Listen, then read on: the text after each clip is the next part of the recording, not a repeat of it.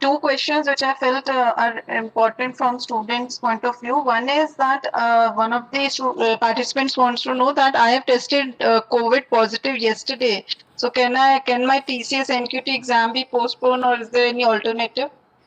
Yes, I suggest that candidate write to the help desk ID given in the NQT page, telling clearly that they have tested COVID positive and attach the relevant certificate, and the help desk will revert with the response. We will consider it favorably, where we'll either refund the money or we'll allow them to take the next NQT, whichever. Okay. Second question is, Vani, that some of the participants or the candidates, they do not have systems to attend online exam. So they might have opted for the TCS authorized exam centers. So what can be done? Like what they can do right now for giving the exam? We are talking about someone who opted for in-center. Yeah, the question is that some of them are not having systems to attend the online exam, that they do not have the facility, or they do not have desktop or the laptop to give online exam. So I what they answered it can at do? the beginning. I answered at the beginning of my session. I clearly told that candidates who had opted for in-center and who do not have a computer at home, they have to wait for COVID situation to improve so that we can plan an in-center exam for you. Sure, Mani, sure. Indumati, you can take it. There are questions related to headset and earphone. It is not allowed. If you use that, it will be treated as unfair. Please. When you're taking exam in a physical mode, in center, will you carry a headset with you and listen to songs? So if you're using a headset, be rest assured that it will be marked as unfair means. So again, this question on mobile hotspot internet connection, whether they can use it. They can, as long as it is helping them run the exam, they can use it.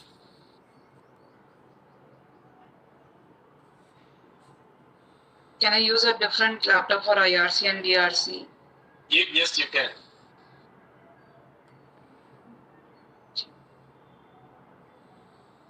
There's a question on that.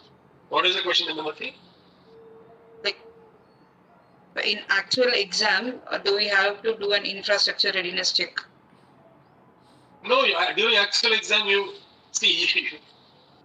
The point is that registration window, what they need to do, right? They have to check everything. See, do not confuse registration window with IRC-DRC.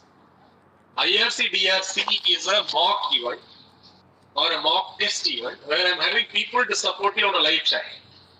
The intent is to make sure that you're comfortable to take the exam on the exam day. Don't come on the exam day and try to solve your problems. It will not be feasible. And imagine about 70,000 people logging in 20 minutes and asking 2,000 questions. That is why we spread it out, right? We are doing 1 day of IRC, in fact 1 day on IRC Sunday, and 1 more day, 2 days of IRC and 1 day of DRC. 3 days we are investing to make sure that you are able to get your systems up and running and be comfortable. So do not use the registration window to solve your problem. You may not get support.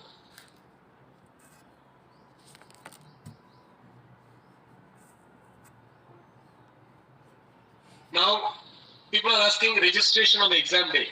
See, whatever I am calling as registration is nothing but the process of knowing who you are, right? I take your photo.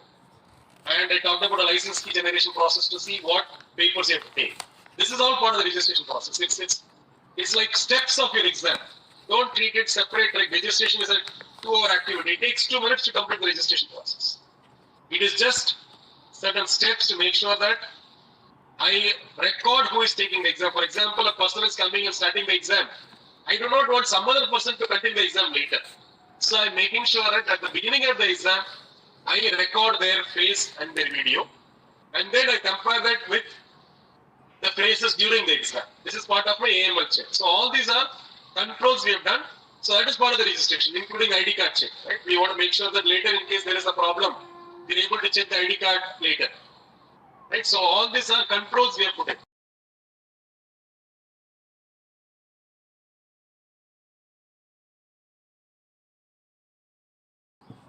I think there was a question related to external web camera. I said yes, if you are not having a built-in camera, it is okay to use an external web camera.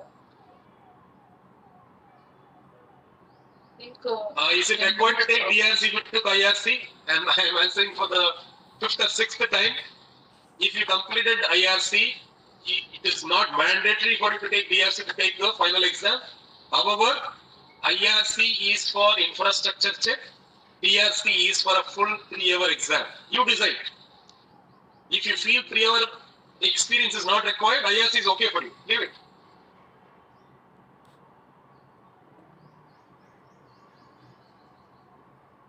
See, I think a lot of questions are coming on microphone.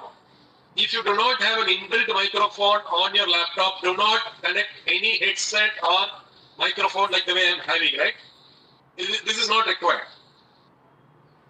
And maybe if this is created confusion, just want to reiterate and confirm one more time that the standard built-in microphone of your laptop can be kept on so that we can capture any voice coming there.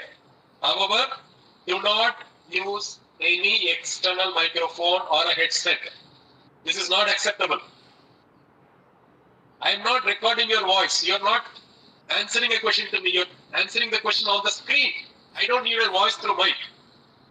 The mic I am talking about is in case some candidate is calling someone for an answer.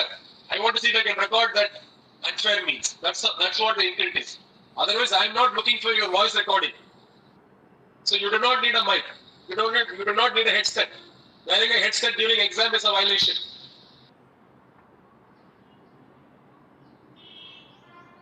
Can we attend the test without DRC? Yes.